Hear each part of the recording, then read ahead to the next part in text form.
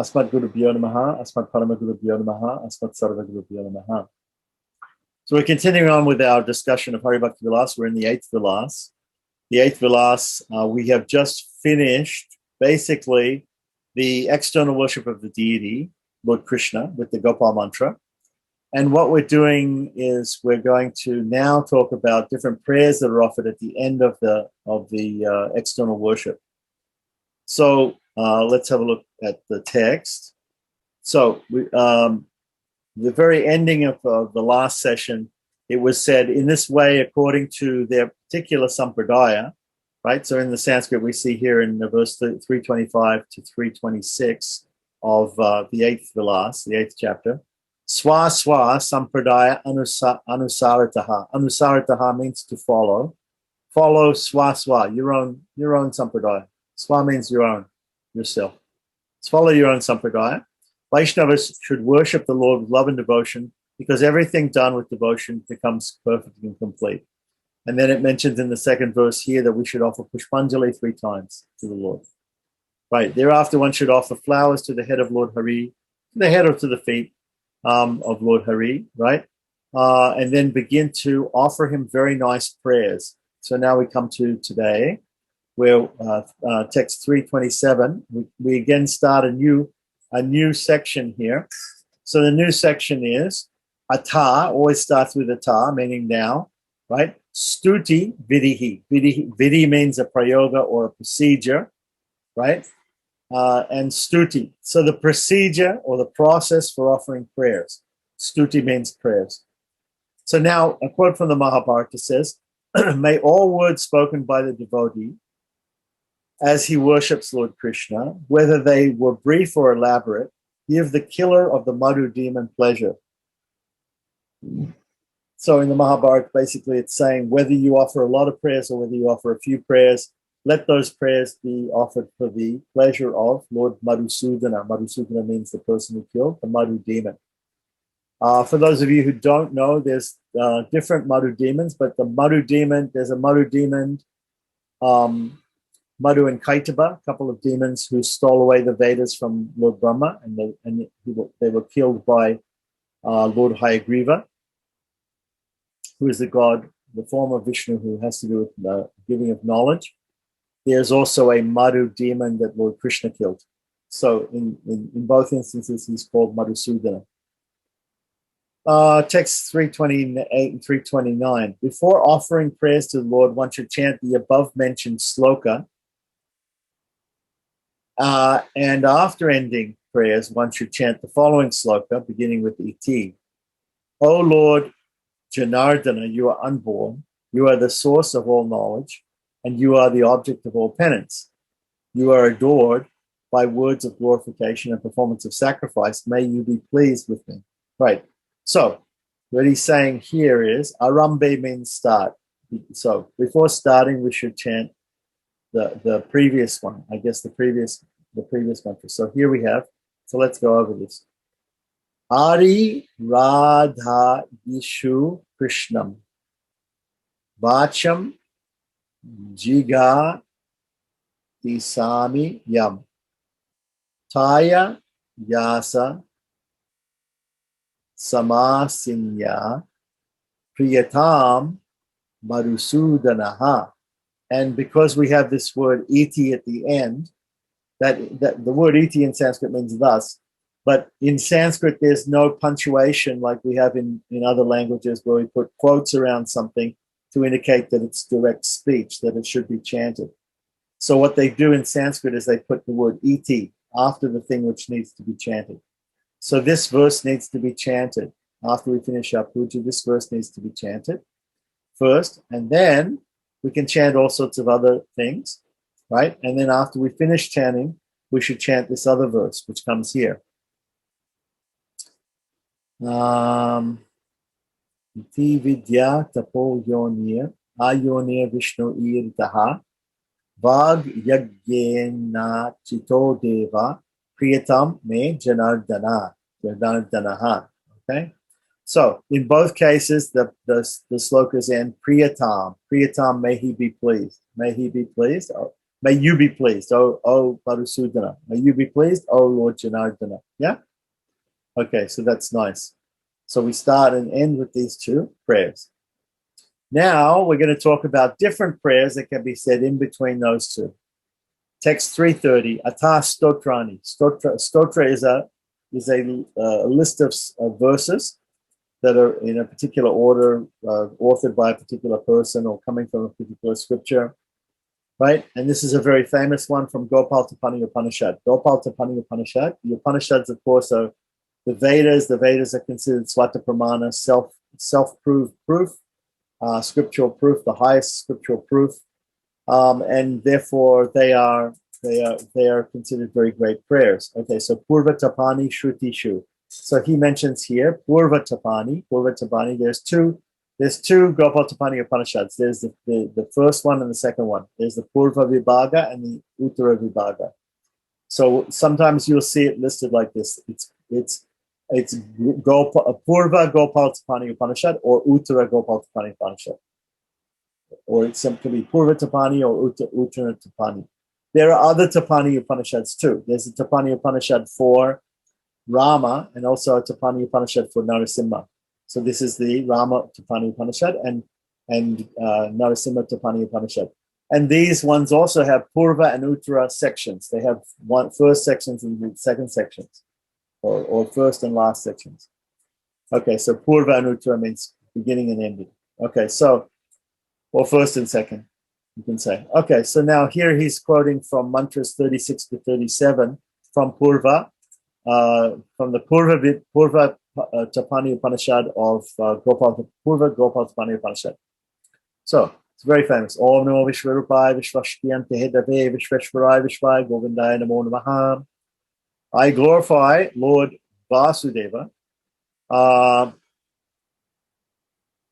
who with the following 12 mantras. O Supreme Lord, the entire universe is a manifestation of your form. Because of this, you can be seen everywhere. I offer my respectful obeisances to you. You are the protector and destroyer of the universe. You are the supreme controller and the Lord of the universe, because there is nothing separate from you. As Lord Govinda, you are the hero of Gokula. You always give protection to the cows, cowherd men, and cowherd women of Vrindavana. You reveal your glories through the medium of the Vedas. I offer my repeated obeisances to you. Continuing on, text 331. Namo Vijnana Rupaya Paramananda Rupine Krishnaya Gopinathaya Govindaya Namo Namaha. Yes, I know these verses. I've chanted them many, many times in the worship of Lord Krishna. Okay, so you are the source of that transcendental knowledge, on the strength of which everything is revealed. You are the original source of all transcendental bliss. You are Sri Krishna, the all blissful personality. You are all attractive, the giver of pleasure to everyone. You are Gopinath, the Lord of the Gopis. O Govinda, I offer my obeisances to you again and again. Okay, text 332. Nama Kamalanetraya, Nama Kamalamalini, Nama Kamalanabhaya, Kamalapataye Namaha. O lotus-eyed Lord, simply by your glance, everything becomes soothing and purified. You are decorated with a garland of lotus flowers. You enact your transcendental pastime with the support of Yogamaya. Brahma, the creator, appears from a lotus flower which is sprouted from your navel. You are the Lord of the Gopis and Lakshmis, the goddesses of fortune. My obeisances unto you. And so, I was mentioning that these are very common prayers from Gopal Tapani Upanishad. Also, they're so common that they're here in Hari Bhakti Vilas, and even they're included in the very short Archana Padatis of the Gaudiya Math and ISKCON in the worship of Lord Krishna. So, text 333. Baha Pira Bhira Bhaya Ramaya Kuntamedase Rama Manasahamsaya Govindaya Namo Namaha. O Supreme Personality of Godhead, Lord Krishna, when you perform your pastimes in this material world, you decorate yourself with peacock feathers. How beautiful you look. Lord Ramachandra is your plenary portion. Knowledge of you is completely transcendental. You enjoy freely in the lake of the mind of Lakshmi Devi, just like a swan. O Govinda, my obeisance is unto you again and again. So, Kamsalam Savinashaya, Keshi Chanuragatine, Rishabhadvaja Vandhyaya, Patasarayate Namaha. Right. O Lord, you're the source of unlimited potencies. You're the destroyer of many demons, such as Kamsa. Indeed, you killed innumerable demons, such as Keshi and Chanura.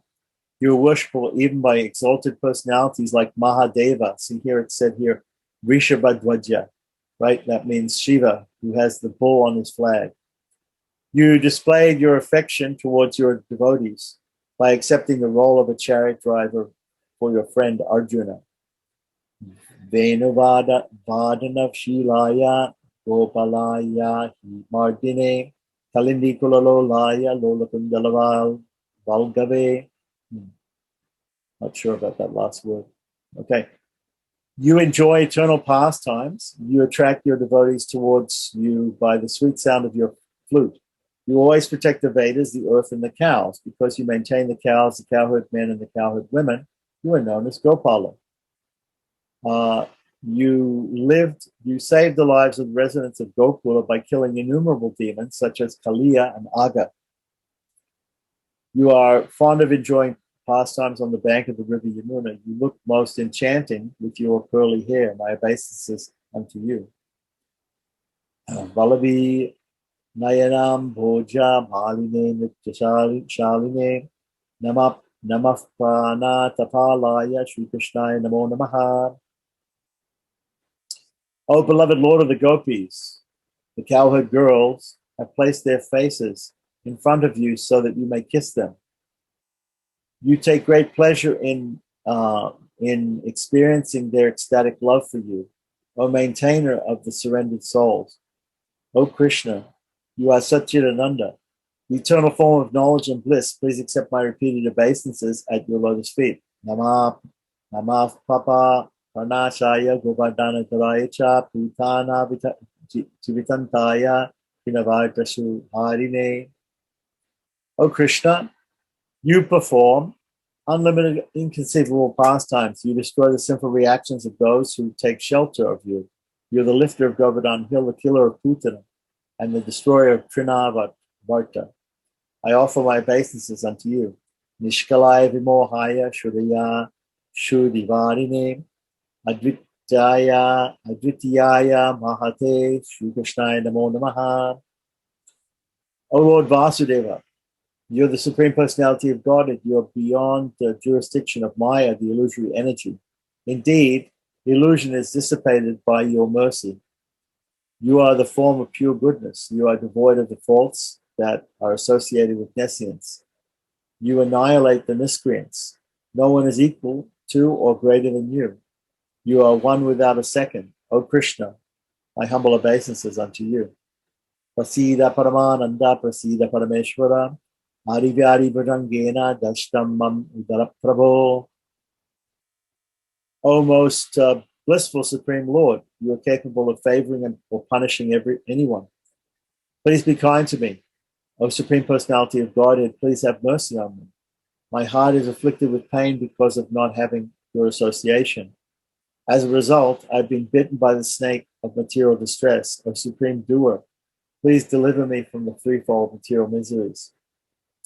Shri Krishna Rukmini Kanta Gopijana Manohara Samsara Sagare Magam Damudara Jagadguru. O Satchidananda Lord Krishna, O beloved of Lord of Rukmini, O enchanter of the gopis, you are the spiritual master of the universe. I have fallen into this insurmountable ocean of material existence, and so please deliver me by awarding me devotional service at your lotus feet. Keshava Klesha Harana Narayana Janardana Govinda Paramananda Vamsamudara Madhava. O Keshava, O remover of distress caused by ignorance, O shelter of all living entities, O Janardana, O Govinda, O supremely blissful Lord Madhava, please deliver me. Okay, so now we have text 342 says, Visheshataha Kali Kale Stotrani. Prayers especially meant for the age of Kali. In Srimad Bhagavatam, 11th canto, 5th chapter, texts 33 and 34, it is stated, Deyam sada paribhavaktam abhishtadoham kirtas padam shivavarin chinutam sharanyam vrityatiham pranatapala bhavabdipotam vande mahapurushate charanadavindam. Yeah. Now, these two verses are interpreted by Gaudiya Vaishnavas to describe Sri Chaitanya Mahaprabhu. But of course, they're in Srimad Bhagavatam, so they apply equally to other forms of the Lord. We offer all respectful obeisances unto the lotus feet of Him, the Lord, upon whom one should always meditate. He destroys insults to His devotees. He removes the distress of His devotees and satisfies their desires. He, the abode of all holy places and shelter of all sages, is worshipable by Lord Shiva and Lord Brahma. He is the boat of the demigods for crossing the ocean of birth and death.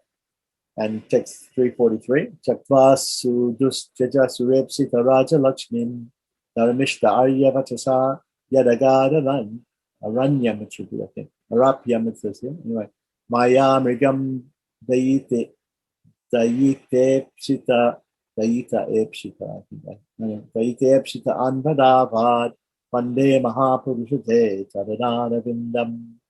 We offer our respectful obeisances unto the lotus feet of the Lord, upon whom one should always meditate. He left his household life, leaving aside his eternal consort, whom even the denizens of heaven adore. He went to the forest to deliver the fallen souls, who are put into illusion by material energy. Text 344. Prayers from the Vedas, Puranas, and Tantras, as well as those composed by modern Vaishnava poets, are suitable for offering to Lord Krishna. Okay, so this is a pramana sloka. This is not necessarily to be chanted.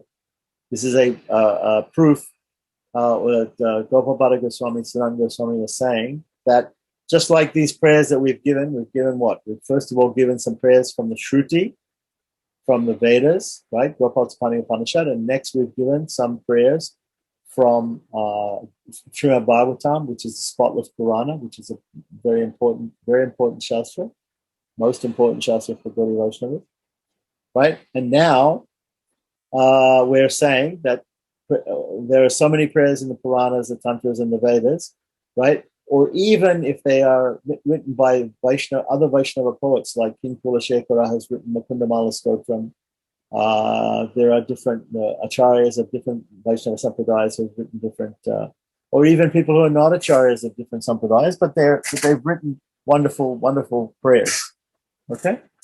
So these are all suitable for offering to Lord Krishna. So now he's saying here from the Vishnu Damotra, text 345, there's a thing called the Hamsa Gita.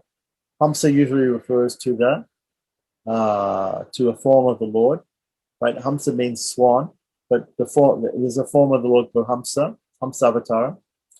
And Vishnu Damotra has got this Hamsa Gita. O foremost sages, by glorifying the Lord with suitable words composed by oneself, all of one's desires will be fulfilled. So even you decide to make up your own prayers like that, they also can be accepted. Okay. Of course, when we offer the prayers of the Vedas or the prayers of the Shastras or the prayers of the great acharyas, these are perfect prayers. Whereas the prayers that we offer ourselves may or may not be perfect, but still, because of our bhakti, because of our devotion to the Lord, right, they're accepted also by the Lord. So now it's text 346 talks about Stuti Mahatmyam. So he's given us some examples of some prayers, and he's explained about there's a mantra to begin. There's you want to say this prayer before you start and a prayer after you finish, and then in between you can fill it in the way you like with different prayers. So here he's going to talk about the glories and the results, the pious results from chanting prayers to Lord Krishna at the end of the worship, or any time, right? Because we know Navada Bhakti Shravanam Kirtana Vishnu Smaranam Parasevanam Anshuram Vandanam. Vandana means to offer prayers. So this is Vandanam. This is part of Archanam, part of offering worship to the Supreme Lord in the deity form, is Vandanam, is offering these prayers. So here he's going to, from the Vishnu Dharma, first of all, he's going to give some explanation of the result of offering prayers. The merit one achieved by worshipping the demigods or by studying the Vedas can be achieved simply by offering prayers to Lord Janardana. Okay. So if you never got to worship, if you never got to study the Vedas, if you never had time for that, if you don't have time for worshiping all these different devatas, but if you simply offered prayers to the Lord, to Lord Vishnu, Lord Janardana, Lord Krishna, then that's all accepted as being achieved. So again, from Vishnu Dharmottara, it mentions, right, in 347, our respected Brahmana, Lord Madhusudana, is not as pleased by an offering of a huge amount of wealth as he is by an offering of suitable prayers. Yeah, naturally, because the Lord actually owns everything. So when we offer something back to the Lord, it's really just our love and devotion, which is most important, because actually everything belongs to him already. It's very similar. It's a similar experience. Like sometimes the father or the mother will have a birthday, and the children will come to them and will say, please give me some money so I can buy you a present. So the children will get money from the parents to buy a present for them. Yeah.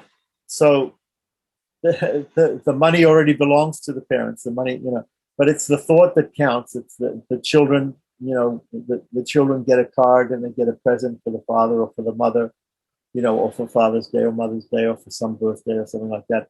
But the money that they get, the actual money they need to get the card and the present comes from the father or the mother, like that. So just like that, the Supreme Lord actually owns everything. So he owns all the fruit, he owns all the water, he owns all the flowers, he owns everything, right? He owns all the leaves. So when he says, offer me a leaf, a fruit, a flower, we think, we have a nice fruit or a nice flower or a nice leaf that grows in our garden. We have some nice water. But all of these things are already given to us by God because they belong to God. They're his. He owns everything. He even owns us. So we are offering, only our devotion is what we're offering, basically. Everything else already belongs to him.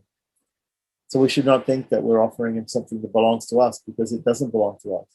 It belongs to him already. 348. In the Narasimha Purana, which is an Upa Purana, smaller Purana, it says, a devotee who glorifies Lord Madhusudana with prayers and the chanting of mantras becomes free from all sinful reactions and ultimately attains the abode of Lord Vishnu. Text 349, in Hari Bhakti Sudha Daya, it says, one who describes the unlimited glories of the Supreme Lord while offering prayers that are composed with pure devotion becomes qualified to receive the mercy of the Supreme Lord, which is rarely achieved even by the demigods headed by Brahma. Text 350, the Father of the universe does not become satisfied by prayers offered by learned scholars, as he does by sincere prayers offered by innocent devotees. So it's the sincerity, the love, and the devotion which is important. We're not saying here that learned scholars can't also have devotion for the Lord. They can, like that. But the point is not the scholarship. The point is the sincerity and the love and devotion with which the prayers are offered. There's a very famous story that somebody was not expert in Sanskrit, and in Sanskrit there are different endings that we put on words when we're offering the prayer to the Lord, right? So the dative case means I offer unto you, right? So if I say Krishna, if I want to offer something to Krishna, I say Om Krishnaya Namaha. Krishnaya means unto Krishna. I offer this unto Krishna. Om Krishnaya Namaha. Or I offer my obeisances unto Krishna, my respects unto Krishna. Krishnaya Namaha. Right? So somebody, that's you add aya to an a ending noun. Krishnaya Namaha. Ramaya Namaha. Right? Like that. But then, how do you then say to offer to Vishnu? So somebody who didn't know Sanskrit grammar, he said, well, maybe you just add Aya to Vishnu. But Vishnu is a U ending noun and you don't add Aya, right? Instead of that, the proper thing is to say Om Vishnave Namaha. You add Ave instead of Aya because it ends in a U, doesn't end in an A. If it ended in an A, a short A, it would be Vishnaya. So this person didn't know that. He didn't know I'm supposed to say Vishnave Namaha, right? So just like Hari ends in an I. So instead of saying Haraya, we say Haraye, right? We say Haraye. Hari, Harayaha. Haraye, Haraye, unto Hari. Right. So we have these different ways of in Sanskrit of adding the ending, the dative case ending in singular. So this person thought, oh, Vishnu, Vishnaya. So he was going Om Vishnaya Namaha, Om Vishnaya Namaha, Om Vishnaya Namaha. Still, it was accepted by Lord Vishnu because Lord Vishnu could understand he was sincerely trying to say obeisances to you, obeisances to you. He was very sincere in his devotion, even though he didn't know the proper grammar. So the Lord didn't bother, trying to correct him and say, oh, you should be saying Vishnave Namaha instead of Vishnaya. It's not correct grammar. So the grammar was incorrect, but the prayer was accepted because of the love and devotion of the person. It's a famous story. Okay, text 351 says, just as a mother picks up her child and feeds him her breast milk, the compassionate Lord affectionately gives shelter to the sincere yet innocent person who offers prayers and with love and devotion. Now, from the Skanda Purana in text 352, we're going to hear from the Amrita Sarodhara, which means the cream of the nectar, right, section of the Skanda Purana. It says here, those whose tongues are decorated with jewels in the form of prayers to Lord Krishna are glorified by perfected beings, great sages and demigods. Similarly, there's a conversation between Narada and Brahma in the Kartik Mahatmyam, the glorification of the month of Kartik, which also comes, I believe, in the Skanda Purana. So, text 353, O great sage, you need not offer thousands of prayers, right? So people who think that they have to offer thousands of prayers or thousands of mantras, instead, recite 1,000 names of Lord Vishnu, which is the best of all prayers, right? So it says here, Stotranam Haramam Stotram, the greatest stotra, the greatest of all stotras. It says here, Stotranam means of all stotras. Paramam Stotram, the greatest stotra, Vishnu Nama Sahasranam, is the Vishnu Sahasranama. Right. Continuing on, says, O foremost sage, simply by constantly reciting the 1,000 names of Lord Vishnu, the Lord of the demigods, remains pleased with one for hundreds of millions of yugas. Then text 355, the glories of offering prayers that are mentioned in this section are compared to the glories of bathing the deities, as well as the glories of chanting the holy names, which will be described later on.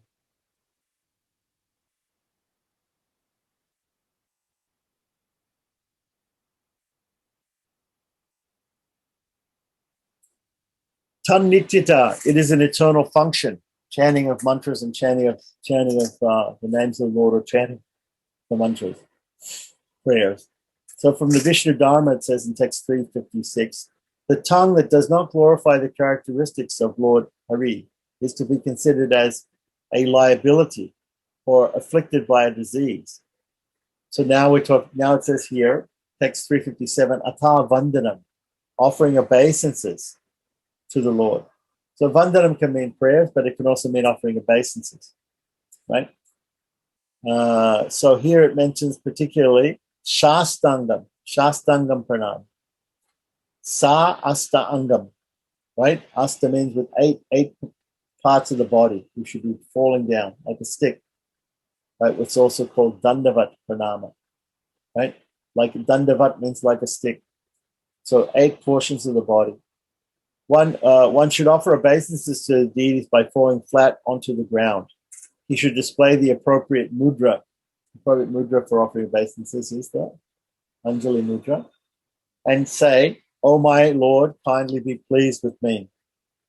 So what does it say here? There's an iti at the end here. So it says, "Prasida Bhagavan." Prasida Bhagavan. Right? Is what he should say. Prasida Bhagavan. Be pleased with me. And he should offer his obeisances like a stick. In the 11th canto of the Bhagavatam, it's stated here, 358, right? Text 358. The devotee should offer homage to the Lord with all kinds of hymns and prayers, both from the Puranas and other ancient scriptures, and also from ordinary traditions, which by ordinary traditions it means here by other authors who have written prayers, and also from other scriptures like the Pancharatragamas, Samhitas, right? But otherwise from the Vedas, from the Puranas. Praying, "Oh my Lord, please be merciful to me," he should fall down like a rod to offer his obeisances. So again, iti we see here following Prasida Bhagavan. Prasida Bhagavan. So this Prasida Bhagavan is the prayer that we have to make, right, when we offer obeisances. So now the actual process of offering obeisances is going to be explained. Text 359, Atha Pranama Vidihi, the process of offering obeisances.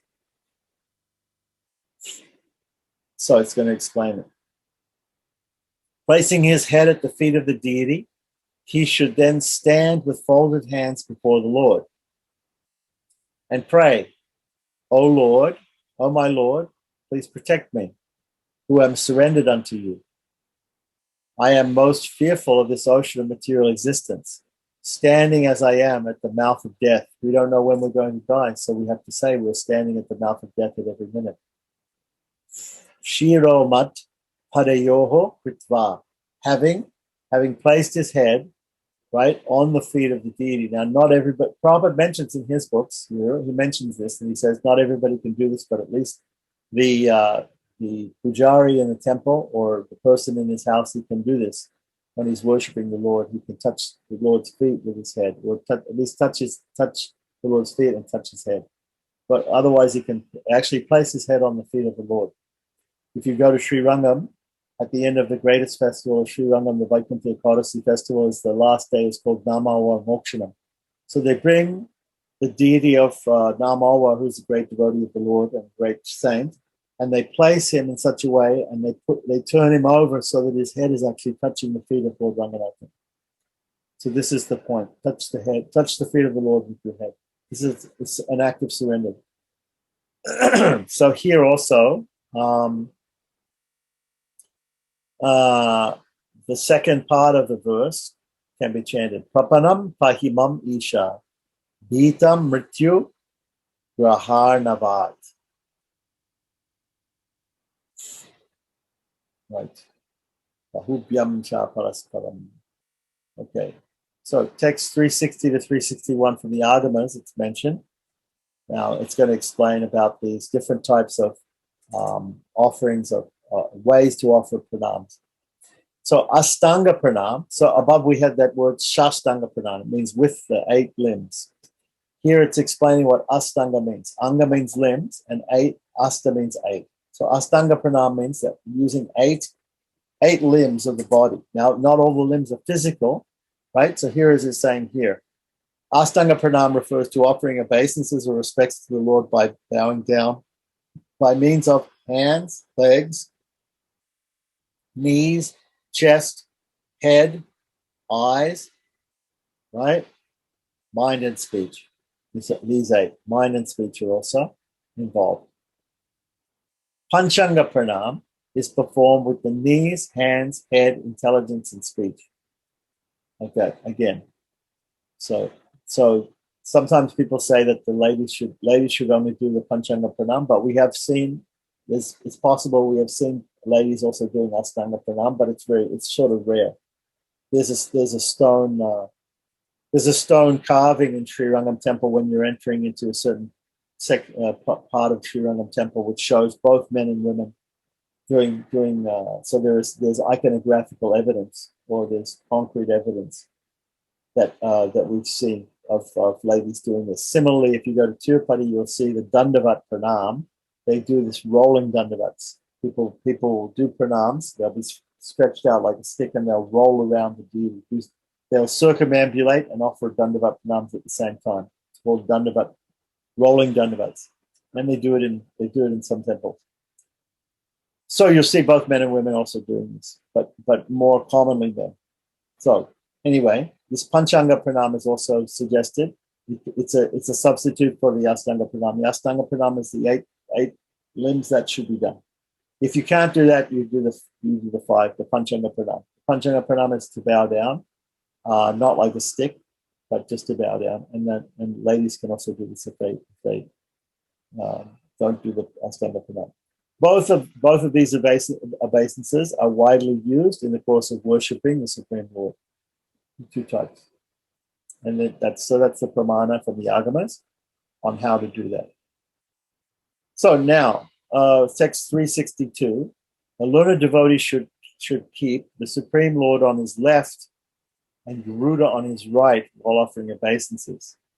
One should offer obeisances to the Lord 3 times. See, it's mentioned here, pranamams, trin. Trin means 3, right? If one has got strength, there is no harm in offering more obeisances. So you can offer obeisances again and again and again and again, many times. Otherwise, it says here, you can offer 3 times. Now, what does it mean? Garuda dakshine. Dakshine actually can mean right, or it can mean Garuda is to the right. Garuda is to the right. That means he's on the left. The Lord is on the left. Garuda is on the right. So what does it mean? Okay, so in a Vishnu temple, or in any temple, the main deity is there, and he faces his carrier. So in a Ganesh temple, there'll be a rat who's the Musika Vahana, the mouse or the rat carrier of Ganesh. In a Murugan temple or a Subramanian temple, there'll be a peacock. In a Devi temple or Durga temple, there'll be a lion. In a Shiva temple, there'll be a Nandi, a bull. Whatever the carrier is of that deity. So with Lord Vishnu, Garuda is the carrier. Garuda is the vehicle of Lord Vishnu. So when you go into a Vishnu temple or a Krishna temple, there'll be a Garuda on the. Krishna used to also ride on Garuda when he went to get the Parijata flower from heaven for Satyabhama, who asked him, his queen in Dwarka. She asked him to get this particular flower for her in heaven. He took her along actually, and he went on Garuda, and he went and got the flower from Indra's garden in heaven. So Garuda is the carrier of Lord Vishnu or Krishna. So normally in the temple, the carrier will be facing the main deity like that.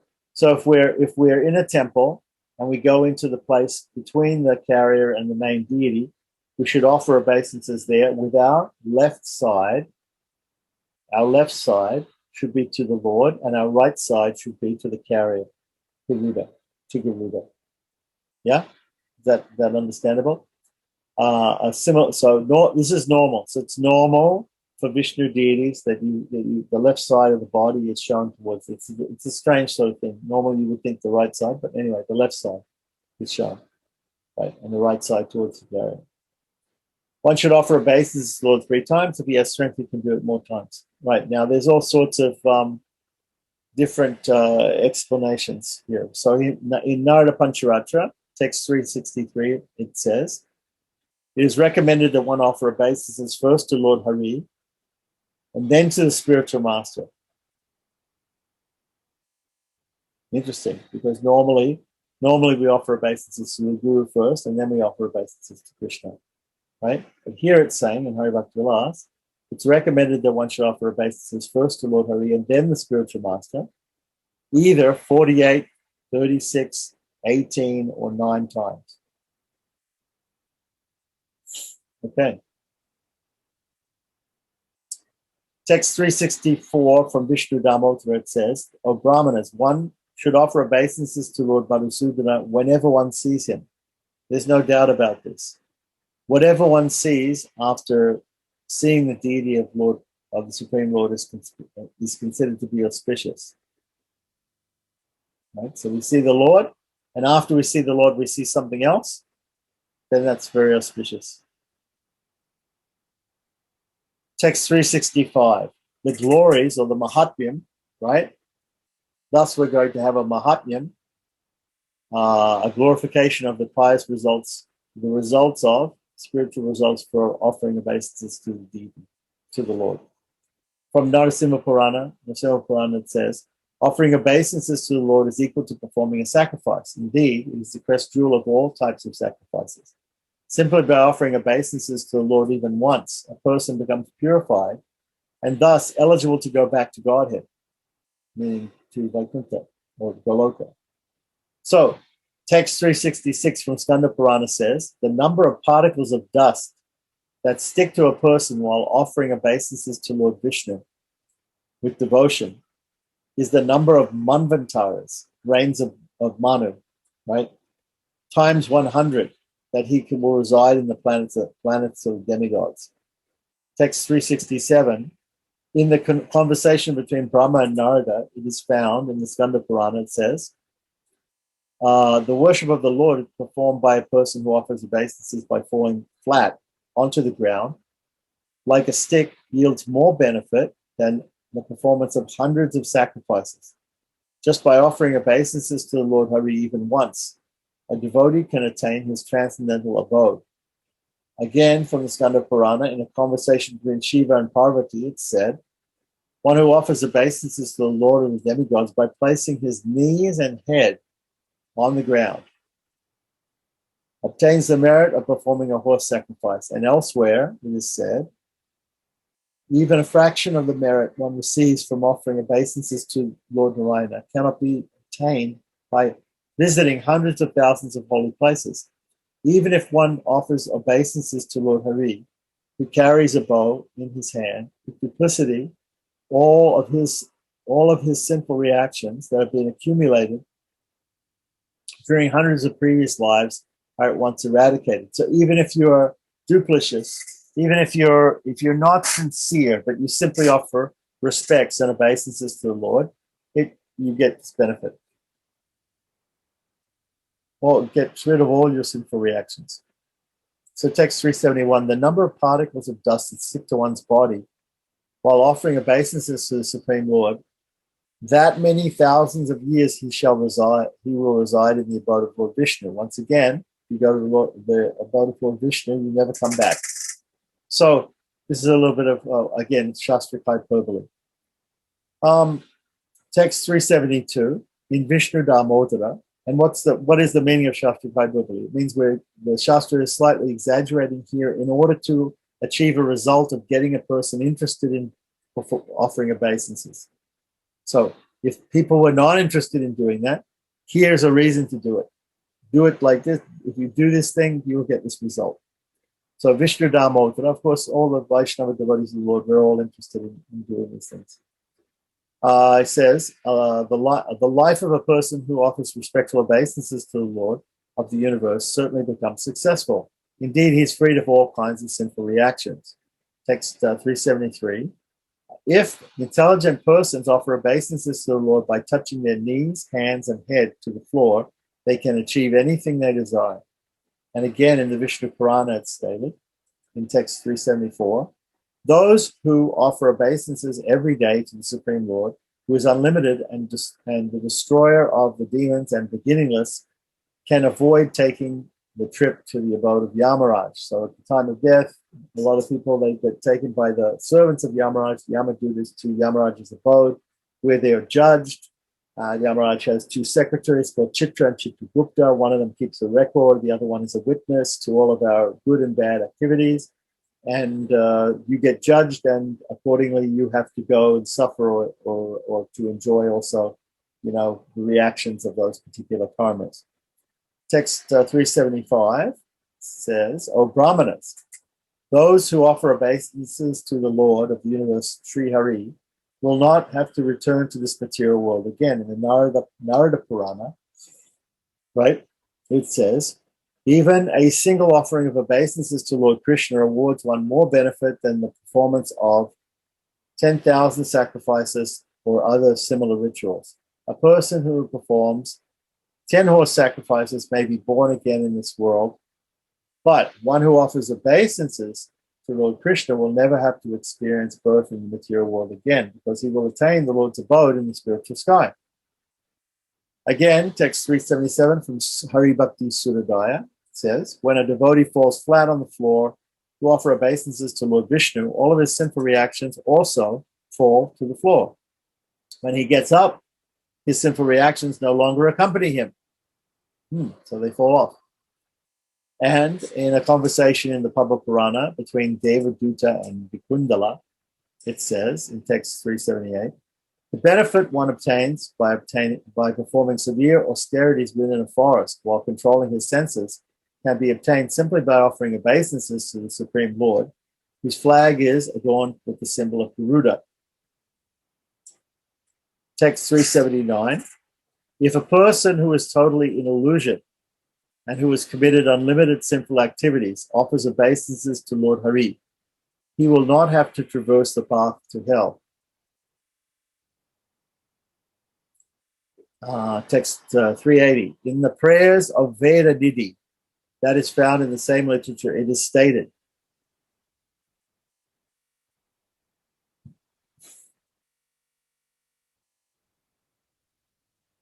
just as an owl cannot look at the sun, the Yamadutas cannot look at the sinful and wretched people who have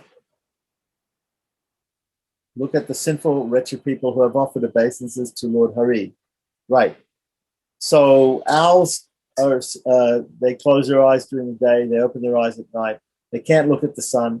So similarly, the Yamadutas, the servants of Yamaraj, they don't see people who are sinful and wretched, right, or low people spiritually. They get overlooked by the Yamadutas because if they have offered obeisances to the Supreme Lord. That's the point. So in fact, there's some the Yamaduta in the story of Ajamil, which is given in the 6th canto of the Bhagavatam, talks about how Ajamil was a sinful person, but he was taken by the Vishnu Dutas because he chanted the Lord's name Narayana at the time of death. The Yamadutas were a little confused about this because they understood that he was a sinful person, so they talked to Yamaraj about this, and Yamaraj gave them some facts that they should know, some way of understanding whether a person was a Vaishnava or not.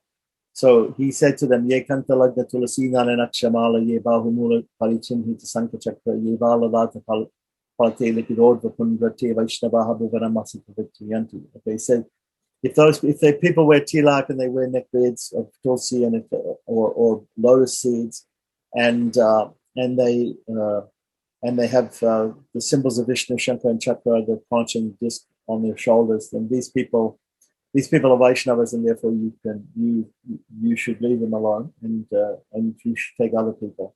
So here it's also understood that he had to tell them that people who have offered obeisances to the Lord, who have done any sort of worship of the Lord, they're not to touch those people. So all of the sinful reactions of a person who bows down with devotion before the Supreme Lord Hari, whose lotus feet are worshipped by the demigods, are eliminated. Therefore, you should stay far from such a person and instead approach someone else. Right? This is what Yamaraj told, and this is from Vishnu Purana. So this comes in the same section as that verse that I just quoted. All the sinful reactions of a person who bows down with devotion before the Supreme Lord Hari, whose lotus feet are worshipped by the demigods, are eliminated. Therefore, you should stay far away from such a person. And instead approach someone else who's actually fallen, because those people have no sins. Right. Continuing on from text 382 from Brahma Vaivarta Purana, right, which deals a lot with, sometimes it deals with the future things that are having to happen. Those who bow down before Lord Hari, who is the protector of of surrendered souls, never fall back into the ocean of material existence. Even if somehow they fall down, the Supreme Lord will personally deliver them out of compassion. It's sort of interesting, right? So people who bow down and offer obeisances to the Lord, they never fall down. They never stay in this material existence. But even if they did fall down and they did stay in this material existence, the Lord would personally deliver them and take them out. So, text 383, in the 8th canto of the Bhagavatam, King Bali Maharaja, says, what a wonderful effect there is if even attempting to offer respectful obeisances to you, even attempting to do it. I merely endeavored to offer you obeisances, but nonetheless, the attempt was as successful as those of pure devotees. So even if it's incomplete attempt, right, or insincere attempt, the causeless mercy you have shown me, the fallen demon, was never achieved by the demigods or leaders of various planets. And there's another statement here, text 384 from the Narayana Vyuha Stava, which is a stotra, right, a set of prayers. Alas, how fortunate are those people whose heads bow down with respect before the lotus feet of Lord Hari. Text 385 in the Narasimha Purana, Yamaraj says, I offer my repeated obeisances to those who offer respect to Lord Vishnu, who assumed the form of Lord Nrsimhadev, and who possesses unlimited prowess. Tasyavai Narasimhasya Vishnu Amrita Tejasaha Pranamam Ye Prakurvanti Tesham Api Namo Namaha. Nice. And then from Bhavishyottara Purana, right? It's mentioned in text 386, I bow down again and again at the feet of that person who offers obeisances to Lord Janardana, the master and maintainer of the universe. Now we're talking about nityata, ata pranama nityata, the eternality or the daily ritual of performing obeisances, offering obeisances. It should be done as an eternal duty or an eternal or daily requirement. Brihad Naradiya Purana, in the story of Lubdaka is mentioned. The body of a person who does not offer obeisances even once to the all-auspicious Lord Vishnu is no better than a dead person. As such, one should never talk to such a person. Continuing on, text 388, from the Padma Purana, there is a conversation between Yamaraj and a Brahmana, and it says, those who do not take darshan of the deity and offer obeisances to the temple of the Supreme Lord, which is decorated with the holy names of Krishna and the Lord's weapons, such as Sudarshana Chakra, will certainly reside in hell. So here's the opposite. All of these benefits are there if you do offer obeisances, but if you don't offer obeisances to the Lord, then you may go to hell. Now, after that, we have some prohibitions in this regard. So, ata namaskara.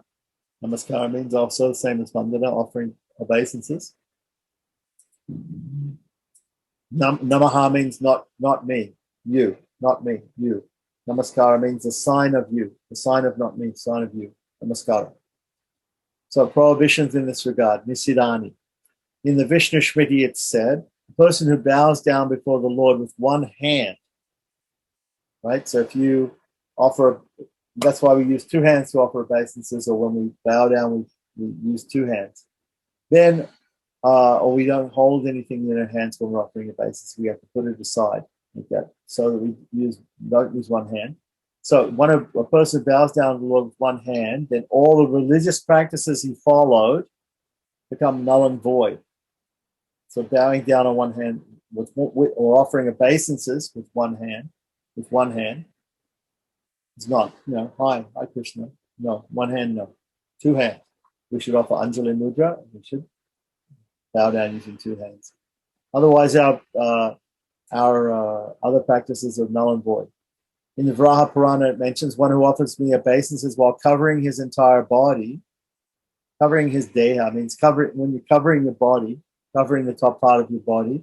Some people take this to also mean wearing a sewn shirt or wearing a cloth on the upper part of the body, right? This is why in South India you'll see people wear the Angavastram around the waist. This was also mentioned by Prabhupada in Chaitanya Charitamrita. He mentions this verse that one who offers me obeisances while covering his entire body with cloth, right? While wearing an upper cloth, it basically means, will suffer from white leprosy during the next 7 lifetimes while falling into the pool of foolishness. And there are some temples, if you go to any temple in Kerala, you have to remove the shirt. If you go to Udupi temple, usually what they'll do is before the deity is dressed, you will also, at least, and sometimes the whole day, when you go in, you have to remove the shirt. You have to remove any upper garment like that, or it has to be tied around the waist. Text 391.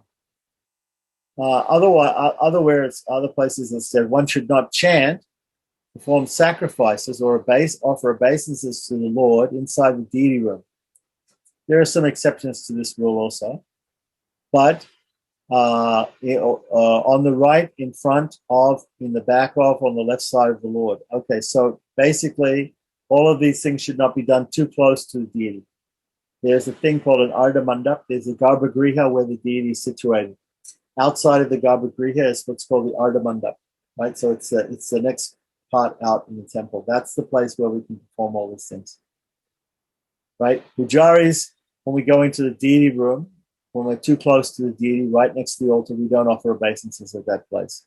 We offer, the correct place is in the Ardha Mandap or in the temple room, in between Garuda and in between the carrier, or sometimes like in Jagat Puri, they have a Garuda Stamba.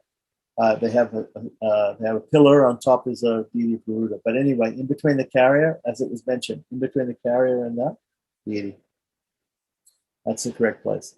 So text 392, right? Or at the Dwajastamba. In Pancharatra, when you enter a temple, there's a Dwajastamba. There's a flagpole, a traditional temple. There'll be a flagpole. And during the festivals, they put the flag of Garuda up, and when the end of the festival comes, they put the flag of Garuda down. This is called Dwaja Arohana and Dwaja Avarohana. So when you come to the Dwaja Stamba, you're supposed to offer your obeisances at the Dwaja Stamba and chant the what's called the Jitante Stotra. Jitante Pundarika Cha Namaste Vishwavara Namaste Sturishikesha Mahapurusha Purvaja, at least. There's other verses and things like that, but that's what you're supposed to chant when you enter the temple as a Pancharatri priest. So one should not offer obeisances again and again while lying down on the floor. One should get up after offering obeisances and then offer obeisances once again by falling on the floor. Okay, some people are lazy, right? And so what they do is they lie down one time, and then they just raise the body a little bit and then lie down again. And they consider that to be a second pranam. But what you actually have to do is you have to get up again fully and then pay obeisances again. So anybody who's ever been in Vrindavan to Govardhan, they see people do Dandavat Pranam Parikrama. Dandavat Parikrama, right? So they're going, Parikrama means to walk around clockwise, something. To like a deity or in this case Govardhan Hill, which is considered to be non-different from Krishna. So they're going around Govardhan Hill and they're falling flat on the ground in each place. And what they're doing is some of them are doing it 108 times in each place. So what they do is they keep a little bucket full of stones, 108 stones, and they take it with them. And what they do is they take a stone and they hold it in their hands, and they fall flat. They put the stone there. And they get up again, they take another stone, put it in, and fall flat like that, and keep the stone. Once the whole pile of stones is at their head, they stand up and they move to the head, where their head was, where the pile of stones are. Then they start again, taking it from that pile and doing Dandavat Pranams. In this way, they go around. It takes years to go around Govardhan Hill in that way. Okay. So here is the point. The point is, what's the point? The point is, if you want to offer obeisances more than one time, right, you need to fully get up and get there and then go down again, right? Now we're going to talk about pradakshina, circumambulation, right? So circumambulation, atā pradakshina. Pradakshina means what? Dakshina, the word dakshina means south. It also means right. Why does it mean right and south? Because normally we face east. East is the direction of Surya Narayana, of the sun god. The sun is Pratyaksha Devata, the Lord that we can see with our own eyes, the form of God that we can see with our own eyes. Lord Surya Narayana, who is worshipped with the Gayatri, Savitri Gayatri, 3 times a day, is the Lord within the sun. Deya Sarasaviti Mandala Madhurati Narayana Sarasita Sanasani Vista Keyorabanna Prakundalavan Priti. Hari, he is Hari, he's Lord Hari. Hari Hiramaya Vapahu, Rita Sankachakra, he has the Shankachakra. So he's up there. So he is in the east. He arises in the east.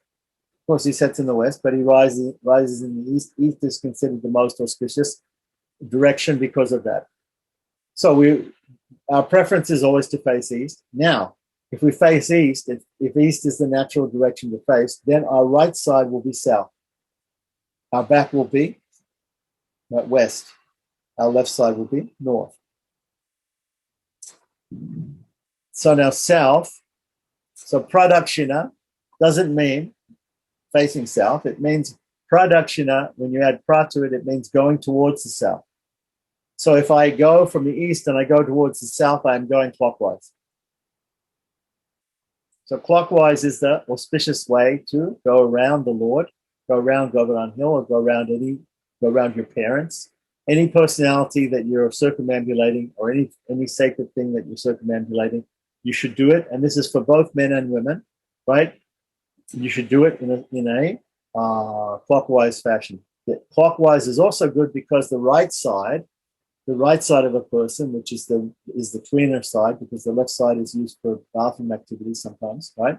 So the right side is the right arm is used for more in ritual worship, because it's considered purer, right? So the right side of the body is facing that person. So if you want to be respectful to a person, the right side is facing. That's why it's interesting that when we offer obeisances in the temple, we have our left side to Vishnu. But remember, we have our right side towards Garuda. We have a right side towards Garuda, and Garuda is the servant of Vishnu. So Aradhananam Sarvesham Vishnu Aradhanam Param. Tasma Paratanam Devi Tariyanam Sa'achanam. So to worship Vishnu is the supreme, is the topmost. The topmost thing is to worship Lord Vishnu or Lord Krishna. But even greater than worshipping Lord Vishnu or Lord Krishna is the worship of Krishna's devotees, or that which is associated with Krishna, in this case, Garuda. So we have our right side towards Garuda. Therefore, we have our left side towards Krishna. Krishna doesn't mind, right? So that's the proper way, right? But we have to look deeply into it to see why it should be there. Okay, that's because the right side is to Garuda. Okay, so here we have pradakshina going around clockwise. So normally we go around clockwise.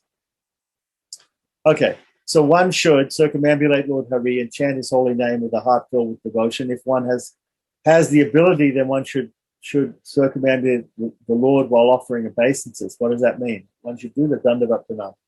Go around, offer obeisances, and go around. The other way of doing it is you lie down and you roll. You roll around like that. That is called rolling dandavats. So in South India, they tend to do this rolling dandavats. In North India, they tend to do this multiple bow down one place and then get up, and then wherever your head was, you go and stand there and you bow down again and you go around like that. Or you might do it many times in one place before you move to the next place. So here it's mentioned circumambulation and bowing down at the same time. Right, so that is that. There's two different ways I explain how to do it: the rolling dandavat system or the dandavat parikrama system, as we see in people doing Govardhan Hill. So text 394, pradakshina sankhya, the number of circumambulations. Now, if we're not doing the dandavats, right, or even if we're doing the dandavats, how many times should we go around? Different personalities, right? There are different personalities. If we go into a Shiva temple, how many times do we go around? If we go into a Surya temple, if we go into a Ganesh temple or Devi temple, or a Vishnu temple, right? How many times should we go around? So this is described in the Srimad Purana, right? 394. It says here, it is recommended that one circumambulate the sun god 7 times. Why the sun god 7 times? There are 7 days in the week, right? Sunday, Monday, Tuesday, Wednesday, Thursday, Friday, Saturday, Sunday. Yeah. Right? Sunday, Monday, Tuesday, Wednesday, Thursday, Friday, Saturday. Yeah, 7 days. So there are 7 days in a week, and therefore we go. It's easy way to remember it, right? 7 times round, 7 times round. So I'll give you a hint about how to remember this, right? 7 times around for sun god, 7 days a week. Vishnu 4 times. Vishnu has 4 arms. 4 times around Vishnu. So Vishnu, Krishna, Rama, any form of Vishnu, circumambulate 4 times, right? Ganapati 3 times. Ganapati 3 times. Exactly why 3 times for Ganapati? Don't know. Okay, not sure about that. Maybe you can think about 2 big ears and 1 long nose. 3 times. Okay, whatever it is. Ganesha has this elephant head. So 3 times around Ganapati. Chandi. Chandi. Chandi.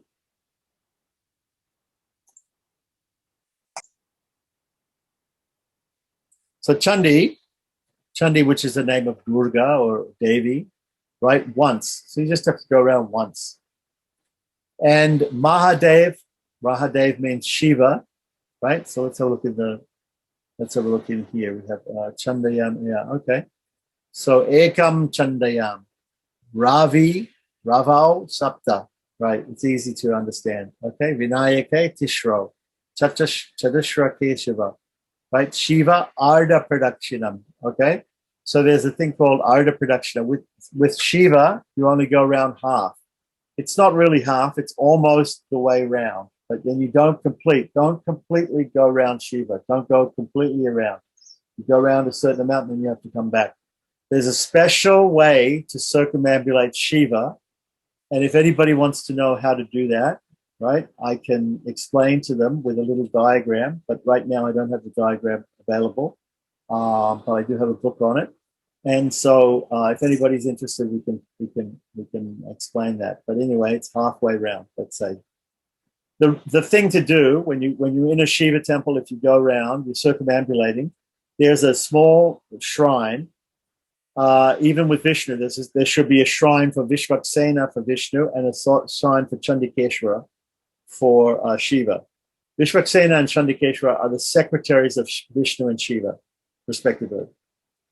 So, unlike with Vishnu, when you go around, the shrine of Vishvaksena is there. You just keep going. You go around 4 times. But with Shiva, when you go around, when you come to the shrine of Chandikeshwara, you have to turn back. You have to go back. Right. So this is all part of the Shaiva Agamas, and it's different from Vaishnava Agamas. It's a little bit different. So now we're going to talk about the glories, the Mahatmyam of Pradakshina, of going around the deity. So the glories of circumambulation in the Braha Purana, it's mentioned. Those who circumambulate Lord Hari with devotion attain the destination that is suitable for devotees. They never go to the abode of Yamaraj. Text 396. There is no doubt that one who offers obeisances to the Lord by falling flat on the floor and then circumambulates him 3 times achieves the merit of performing 10 horse sacrifices. Okay, so now here's an example, right, where we have something which says 3 times. Varaha Purana is talking about going around 3 times, right? So it says specifically here, tree production. Okay. So no hard and fast rules exactly, but 3 times. So sometimes people do 3 times, sometimes people do 4 times, but the original pramana of 4 times is understood to be. Anyway, if you do 3, it's included. If you do 4, it's included. 3 is included. So some people say 3, some people say 4. Here we have 2 slightly different versions. Text 397 in the Skanda Purana, in a conversation between Narada and Brahma, it says, simply by circumambulating the temple of Lord Vishnu or the chariot of the Lord, right? So not only the temple, but also the Lord's chariot. So if there's a Rath Yatra and you circumambulate the Rath Yatra cart, when the Lord is on the cart, that's awesome, like circumambulation. Even once, with love and devotion, one attains the merit of performing 1,000 horse sacrifices. So here it's saying sakrid. Sakrid means once only, right? So even if you go around one time, it's enough. So now we have, in the section on which glorifies Chatumasya, now we just started Chatumasya, right? So we're in the first month of Chatumasya. What is Chatumasya? Chatumasya literally means 4 months. So it's a time when specifically sannyasis, they will not move around because it's a rainy season, so they get to stay in one place. Now, in actual reality, what happens in today's India, they do a thing where there's a Shastric Pramana that says that 2 weeks, one paksha is equal to 1 masa. So 2 weeks or a fortnight is equal to 1 month, according to some pramana, some proof. So therefore, what the sannyasis actually do today is they stay in one place for 4 pakshas, or 8 weeks. 2 weeks, 2 weeks, 2 weeks, and 2 weeks, 8 weeks, instead of 4 months. Okay? So it just happened that the different sannyasis in South India who were heads of mutts, they did what's called their Chatumasya Sankalpa.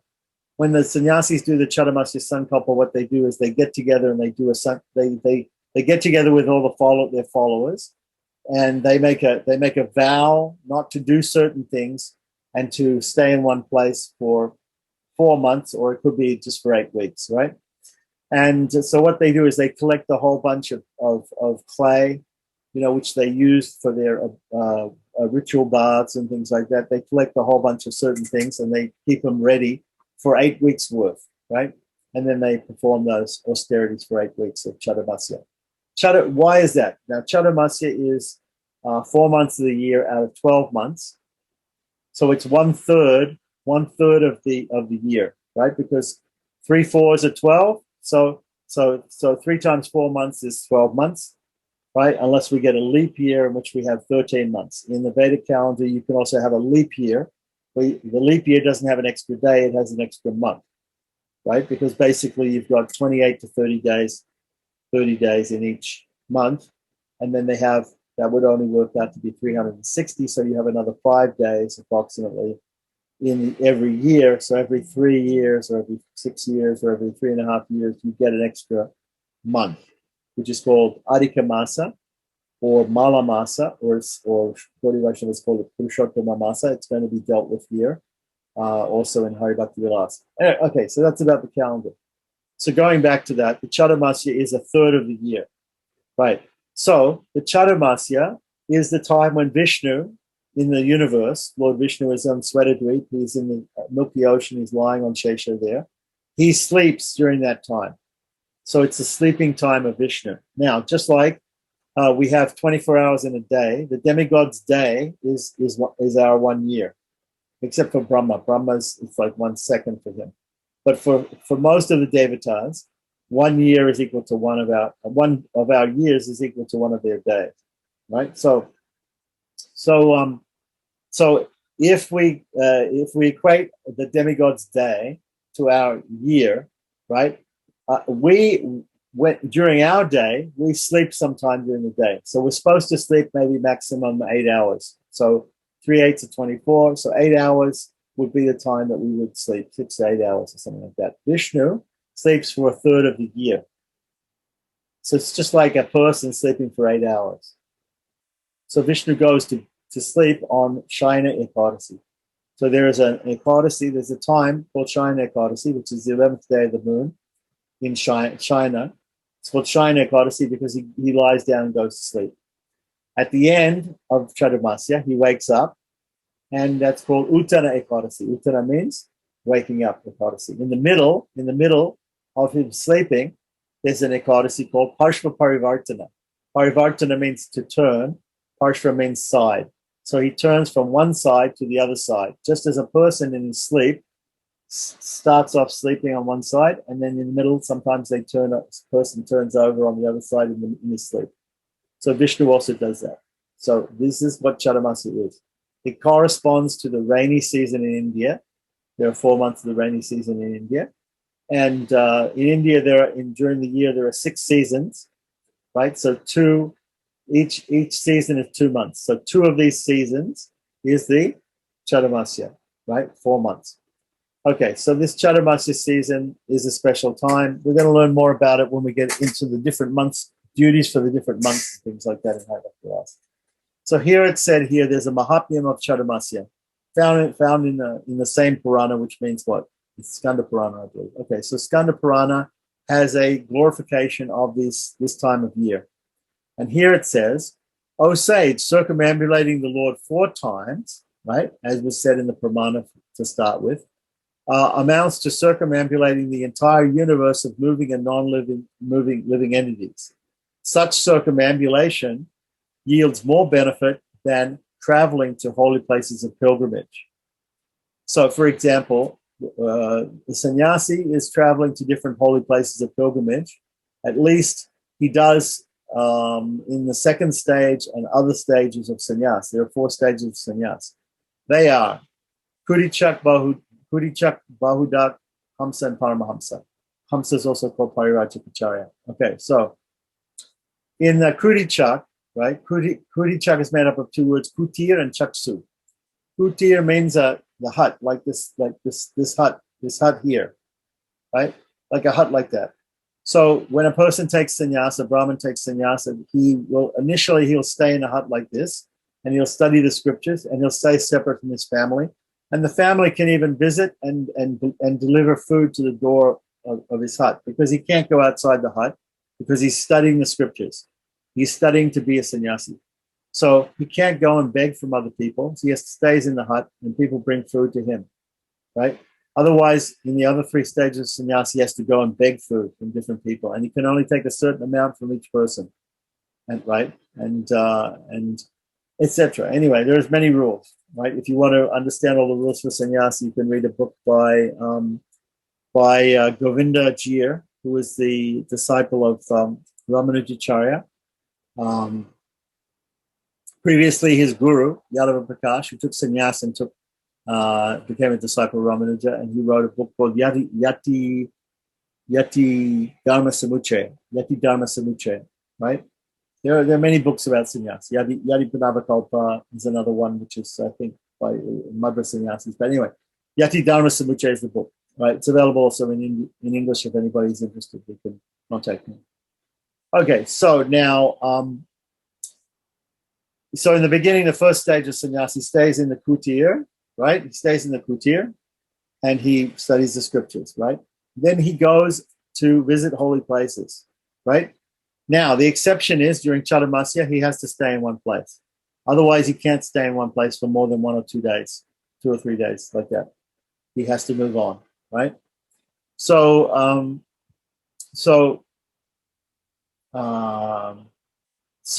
he can still circumambulate temples, even though it's Chatumasya. He can still circumambulate deities and circumambulate temples, and he derives the same benefit as traveling to all the holy places, because normally he's traveling to all the holy places. Now, why does he travel to all the holy places? He does that.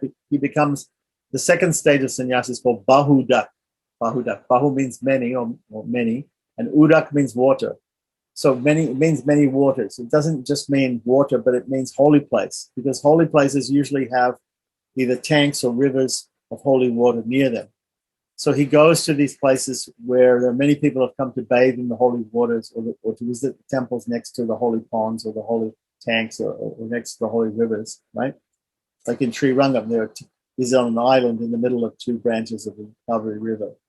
So people go there and they take bath in the holy river, and then they go to the temple. So holy waters, right? So Bahudak, he studies the scriptures. Kurichak, he studies the scriptures. And Bahudak is the next stage of sannyas. He goes to different places of pilgrimage, and he meets people, and he will preach to those people. He'll tell them what he read in the scriptures. And sometimes those people who he meets will be more intelligent or more shastric learned than him, and they'll defeat him, or he'll defeat them, like that. He gets experience preaching in Bahudak stage. The next stage is called Parivrajikacharya, where he goes around everywhere around the world on a Digvijay. He becomes confident of what he's preaching, and he's able to defeat others like that. That is also called Hamsa. The Hamsa is a person, is a swan. He's able to separate milk from water. This is the Indian Hamsa, or the Indian swan, has this ability. It has a beak that it can, if somebody's poured milk into water, usually the water and the milk are inseparable after you pour milk into water. But this duck or swan has an ability with its beak to filter out the milk and drink the milk without taking in also the water, like that. So it's called Hamsa. So Hamsa also means, in the case of a sannyasi, Hamsa or Parivrajacharya, this is a third stage. The third stage is where he can go, and even if it's a bad situation and there's many atheists or whatever it is like that, he can find the good. He can find the good in people, even if they're not spiritual, and he can bring that out like that. He can find the good thing. If there's so many bad things, that he can just take the good things, and he can emphasize that. That is called a Hamsa. A Paramahamsa is a fourth stage. That stage, he can give up the danda. He can give up his stick, either a ek danda or a tree danda, right? Which means that he has one stick or he has three sticks. Usually the Vaishnava sannyasis have three sticks, which represent mind, body, and words, which are surrendered to God, right? But in other case, he might have one stick. He was an ekadandi sannyasi. The Madhva sannyasis are all Vaishnavas, but they're ekadandi sannyasis. He gives that up in the Paramahamsa stage, because in the Paramahamsa stage, he becomes completely, not only is he able to draw out the milk from the water when milk is mixed in with water, take the good and leave the bad, right? But in a situation where there's only water, there's no milk at all, there's only bad, there's no good at all, he's able to create milk, or he's able to create the good.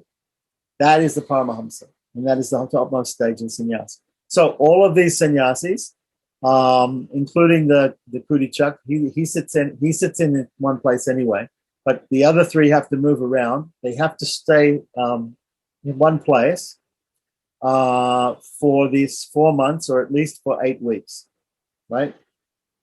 Of the Chadamasya, the rainy season, like that. Otherwise, they have to move around all the time like that. The only exception to this is there's a different type of sannyas called Chetra sannyas.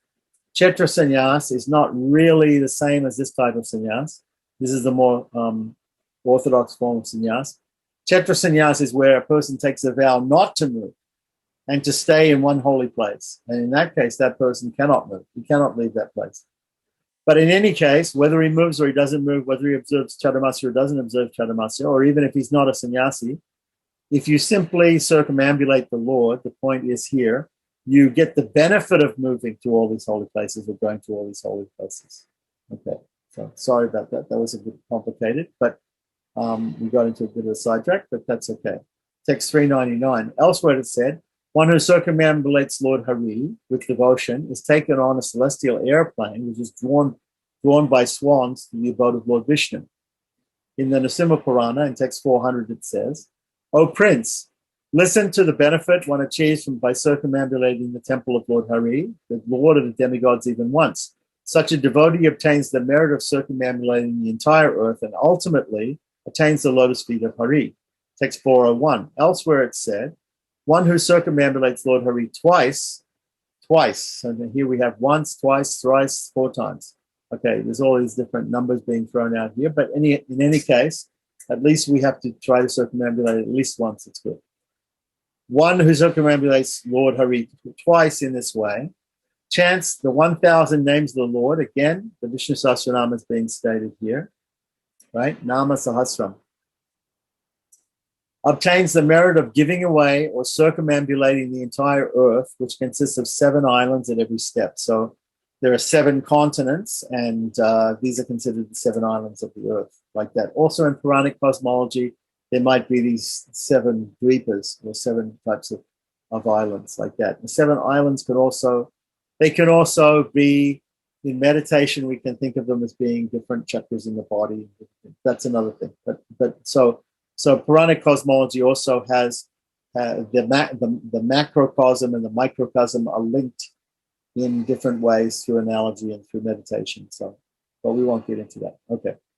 So anyway, so now we have text 402 in the Hari Bhakti Sutta Gaya. right? It says one who circumambulates Lord Vishnu even once will not have to come back to the material world again. And in the Brihad Naradiya Purana, in the conversation between Yama and Bhagirata, who was a king, King Bhagirata, O ruler of human society, one who circumambulates Lord Vishnu 3 times is cleansed from all sinful reactions, and later on he attains the position of Indra. There are some sannyasis who think that they're going to attain in their next life they're going to attain the post of Indra. They are the Kamkoti Shankaracharyas of Kanchipuram, right? They say that there's a specific benediction that those descendants of those spiritual descendants of Shankara, they get the benediction of being Indra in the next life, right? That's why they always add Indra so that Shankar, you can see Shankarendra, Saraswatendra, they always put Indra at the end of their names because they believe that they will be Indra in the next life. Okay. So text 404, in the beginning of the story of Sudharma that is narrated in the same literature means in the Brihad Naradiya Purana, right? This verse is found. Those who circumambulate Lord Vishnu 4 times, again we get the 4 times, will surpass all other planets and attain the highest destination, the abode of the Supreme Lord. Text 405.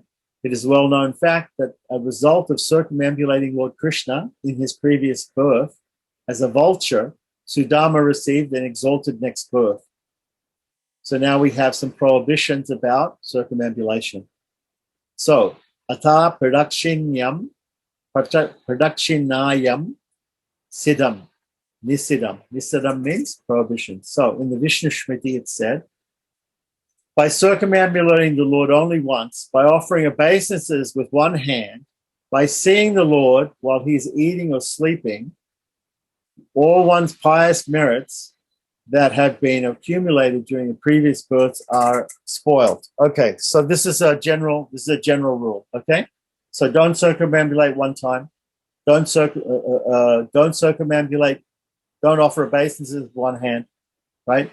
Don't circumambulate while they're offering bhoga, or while the deity is sleeping, right? When the deity is open for darshan, that's the time to circumambulate. Then you can circumambulate. Now, there's a difference in North India and South India in custom, right? And many customs in North India are the opposite to South India, and South India the opposite to North India. Okay, so normally what happens in North India, the normal situation, you go into a temple in North India, you worship the deity. After you worship the deity, you circumambulate the deity. In South India, you go in, the very first thing you do is circumambulate the deity, and then you worship the deity. So if you go to Sri Rangam, you go in, you see Sudarshana, the Lord's chakra or something like that. You go in, and you go into the Sudarshana shrine. First of all, go round, do the circumambulations, and then go to the shrine, and then worship the deity. That's the way they do it in South. In South, there's some people who are not doing, but this is the custom in North India and South India, right? Circumambulation afterwards in North India, circumambulation before darshan in South India. Okay, and at these times we don't circumambulate when the deity is sleeping, when the deity is eating, right? Some people maybe say even when the deity is being dressed in the morning, because we don't know. See, the deity's being dressed, but is he also being fed? Because the curtains are closed. So good rule of thumb, wait till the deity doors are open and then circumambulate. Okay, so text 407. It's also stated, one should not circumambulate the sun god in front of Sri Krishna, because by doing so, one would have to show his back to the Lord. Right. So in fact, actually, you shouldn't circumambulate anybody else in front of Krishna or in front of Vishnu, or the Supreme Lord. Right. It's an offense to circumambulate anybody else, the Guru, anybody. Right. Like that. Even Tulsi, like that. That's why we close the curtains when we do the Tulsi puja, because we're going to circumambulate Tulsi, and we're not going to circumambulate her in front of the deity. So we don't circumambulate even devotees in front of God. Yeah. We don't offer respects or obeisances to anybody else in front of God, like that. We should do all that if it's closed, when the deity is not giving darshan. you can offer obeisances to others. Okay, so there might be some exceptions to that. If the guru comes in, or if a great personality comes in, we can stand up. But strictly speaking, in a temple, we shouldn't offer obeisances to sannyasis or gurus or whatever if they come in like that in front of the deity. So, text 408. It's also said such a circumambulation has been prohibited because it creates aversion to the Lord. So the whole idea in circumambulation is if you go around, you're going to have your back to the Lord. At one point, you'll have the back to the Lord. So if you have your back to the Lord, that's not good. That's not good. That's an offense. So we shouldn't do that. Just think of him like a king. You would never turn your back on a king. You would, when you leave, you're going to back out like that. It's the same thing. So then it says, surrendering all one's activities. Ata karmadi arpanam. Arpana means to offer. Karmadi means our actions. Beginning with our actions. Our actions are devotion, our knowledge, whatever it is, we offer everything to the Lord. Thereafter, just like a menial servant, one should surrender all of his activities to the lotus feet of Krishna while chanting the three appropriate mantras. The three appropriate mantras. This should be followed by surrendering one's very self to the Lord. One should think that one's surrendered to the Lord. The mantras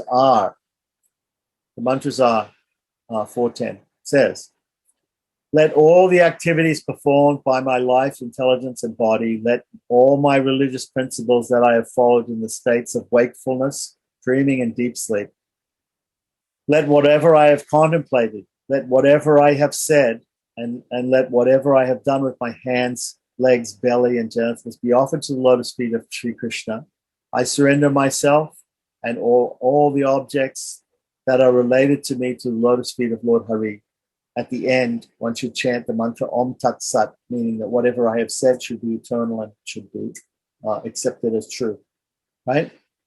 Okay, so here it is. It's Itaha Purvam Prana Buddhi Dharmadikarato Jagrat Swapna Sushuptyavastasu Asu Manasavacha Kamana Hastabhyam Padbyam Udarena Shishna Yat Smritam Yat Uktam Yat Kritam Tat Sarvam Sri Krishnapanam Bhavatu Swaha. Right? Mam Madiyam Cha Sakalam Haraye Samarpayami. Right? You don't say Samarpayami. Iti is at the end here. Right? Samarpayami. I offer to you. Om Tat Sat. So that should be chanted. Right? Like that. This is very similar to the Satvika Tyaga, which is done by the Sri Vaishnavas. Bhagavan eva swanyamya surupastiti praviti sheshashekarasena anina atmana patra swakes kripakarane suradhanaka prayojanaya param purusha sarvasheshi shriyapatihi shesha bhutamidam pataha sanjavandanakim kamasasmai sapiti swam eva kalitavan. Right? And that is said by Sri Vaishnavas. They say it before and after they do the worship, or before and after they do any ritual. But here in Hari Bhakti Vilasa, it's a mantra which is just said at the end of the worship, like that. Or it probably can be done at the end of any worship. Now, there's another very quick mantra that people say. Sometimes they say, Kayena vachamana sanjaya vavidyapana vapesovavat Kuromi yadda chakalam parasmai narayana iti samarpayami. I offer to you everything, like that. We would notice also that there are some words here that we remember from Sandhya Vandanam. For instance, if we look here, Manasa vacha kamana astabhyam padhyam modarena shishna. Right? We know this from our Sandhya Vandanam, right? Where we say in the morning, Suyaschama manyascha manyapadesya manyapyebhya papebhyo rakshantam yadratriya papamakarisham manasa vacha hastabhyam. Like it says here, manasa vacha hastabhyam, with our mind, with our words, with our hands.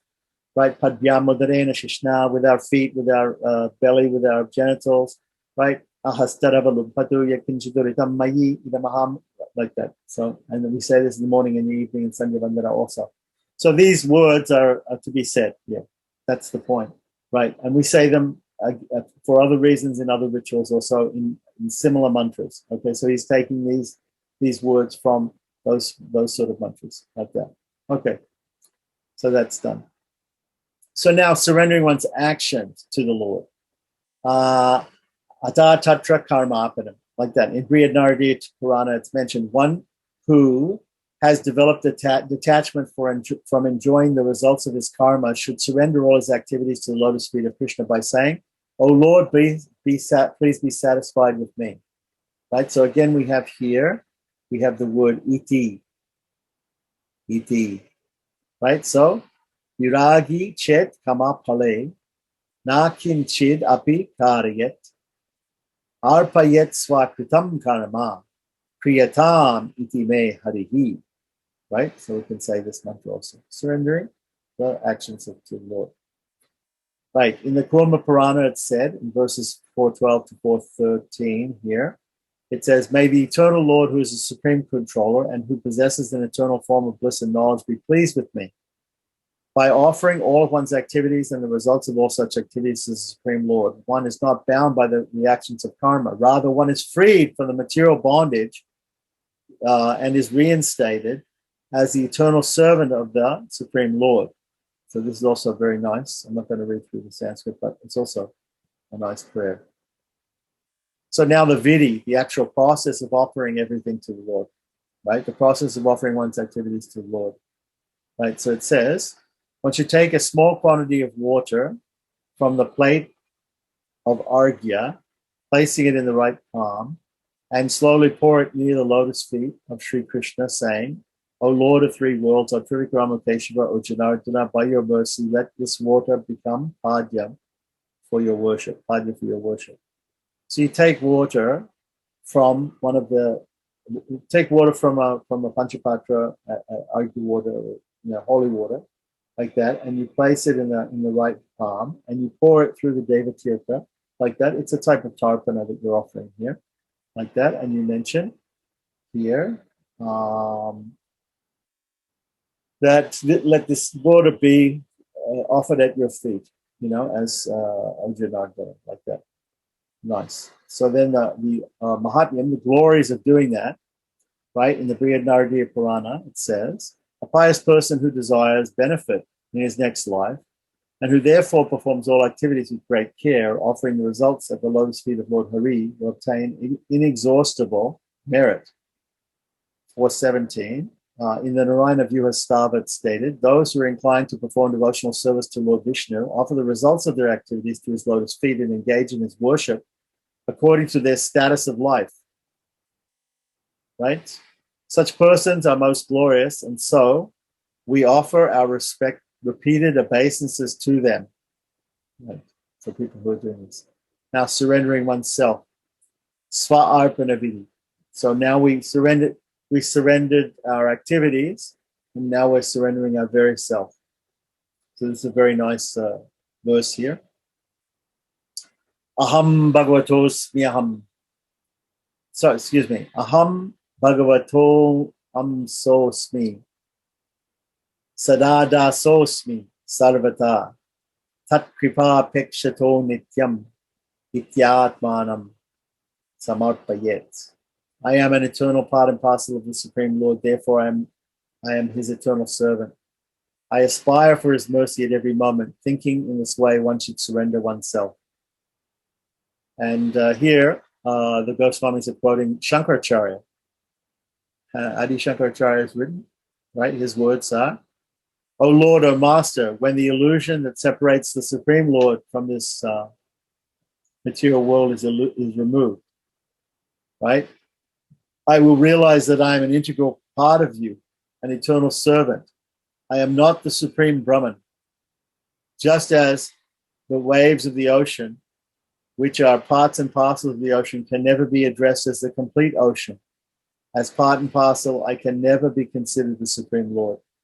So here we understand that they're quoting Adi Shankaracharya as saying, and in his prayer, right? Interesting. So text 420.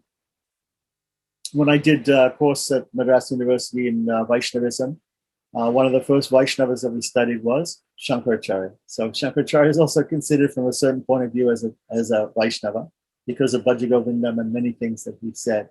For Narayana Pravyaktat in his Gita Bhasya, he says Narayana is above all. So We can also understand that he understood that Narayana, that Lord Krishna was supreme. But he said some other things in his commentaries and things which people maybe misunderstand. So there is some truth to what he said, but it's not the whole truth. So therefore, we don't accept it fully. So, Ata Atmarpana Mahatmyam, the glories of surrendering the soul, of surrendering the self. Saptama Skanda, Sri Prahlad. So what is stated by Prahlad in the 7th canto of Srimad Bhagavatam 7.6.26 is, right? Dharmata Kameti Yo Vihitas Trivarga, right? Iksha Trahi Naya Damo Vivida Chavarta. Manye Tad Etad Akilam Nigamasya Satyam Swaatmarpanam Swahridha Paramasya Pumsaha. Religion, economic development, and sense gratification, these are described in the Vedas as Trivarga, the three ways to salvation. Within these three categories are education and self-realization, ritualistic ceremonies performed according to the Vedic injunction, logic, the science of law and order, and the various means of earning one's livelihood. These are the external subject matters of study in the Vedas, and therefore I consider them material. This is what Prahlad said. However, I consider surrender to the lotus feet of Lord Vishnu to be transcendental.